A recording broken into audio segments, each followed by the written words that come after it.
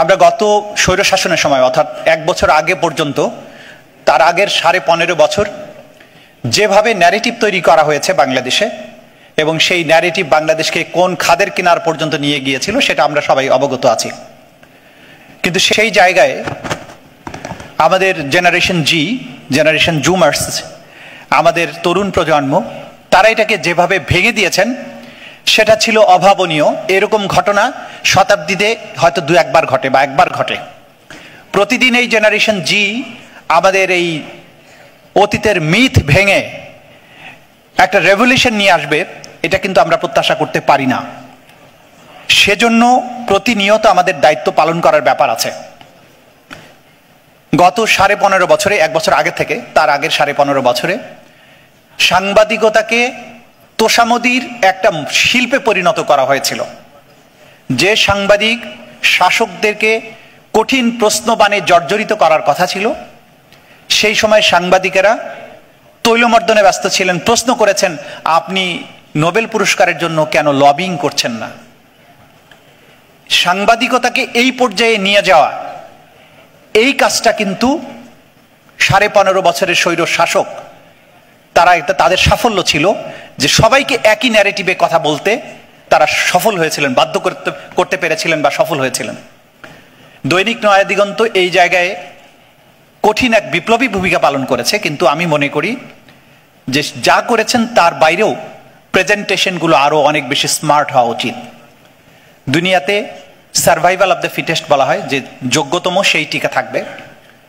আমাদের এই জেন জির বিপ্লবের সময় আপনারা দেখেছেন যে কথা আমরা অনেক ইনিয়ে বিনিয়ে বলতে যাই, তারা কত চমৎকারভাবে একটা ছোট্ট স্লোগানের মধ্য দিয়ে, একটা গ্রাফিতির মধ্য দিয়ে প্রকাশ করেছে।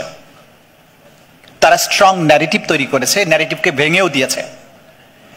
এই ন্যারেটিভগুলো তৈরি হয় এই জমিনের, এই মাটির কৃষ্টি কালচার, এই জনগণের বিশ্বাসের উপর ভিত্তি করে পরবর্তী জেনারেশনের জন্য যে ন্যারেটিভ দরকার, প্রতিদিন সংবাদপত্রগুলো সেটা তৈরি করে। সেই জায়গায় যদি আপনার চিন্তা, আপনার প্রেজেন্টেশন অনেক বেশি স্মার্ট না হয়, তাহলে কিন্তু আপনি একসময় ইতিহাসের পাতা থেকে ক্রমশ হারিয়ে যাবেন। আজকে যে জেনারেশন আমরা এখন আছি, পরবর্তী জেনারেশনের জন্য আমি কিন্তু হয়তো ফিট নাও হতে পারি, কারণ তাদের চিন্তা, যে জেনারেশন আগামী 10 বছর পরে, 15 বছর পরে দেশকে শাসন করবে, তাদের চিন্তার জগৎ, তাদের নেটওয়ার্কিং, তাদের প্রেজেন্টেশন সবকিছু কিন্তু কর্মপদ্ধতিগুলো আলাদা। জুলাই বিপ্লবের সময়ে আমার পুত্র যেহেতু এই বিপ্লবের আন্দোলনের মধ্যে একজন ছিল, আমি তাদের নেটওয়ার্কিংগুলো লক্ষ্য করার চেষ্টা করেছি, যেগুলো আমাদের কল্পনারও বাইরে। সেইভাবে তারা যোগাযোগ মেনটেন করেছে, পরিকল্পনা করেছে, রাস্তায় গ্রাফিতি এঁকেছে এবং মানুষকে এর সাথে সম্পৃক্ত করেছে। সেটা কিন্তু আমরা যদি আমাদের এই আজকের নয়া দিগন্তের কথা আমরা বলছি, তারা যদি এটাকে ধারণ করতে না পারে, 5 বছর পরে, 10 বছর পরে হয়তো আপনারাও ওই ইত্তেফাকের মতো অথবা পুরনো যে পত্রিকাগুলো ইতিহাসের পাতা থেকে মুছে গেছে ক্রমশ, সেরকম পর্যায়ে চলে যাবেন। কিন্তু আপনি যদি প্রতিনিয়ত নিজেকে অভিযোজনের মাধ্যমে এই জেনারেশনের মাইন্ডসেটের সাথে, তাদের নেসেসিটির সাথে নিজেকে সম্পৃক্ত করতে পারেন, তাহলে আপনি দীর্ঘকাল বেঁচে থাকবেন, টিকে থাকবেন।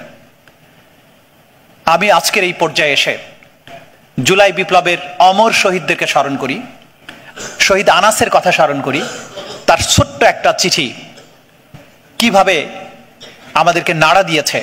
মায়ের কাছে লিখে গেছে, 10 বছরের 12 বছরের বাচ্চা, যে ল্যাংড়া প্রতিবন্ধী যদি আন্দোলনে যেতে পারে, গুলি খেয়ে শহীদ হতে পারে, আমি কিভাবে ঘরে বসে থাকব?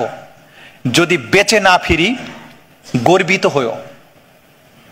এমন কথা কজন বলতে পারে?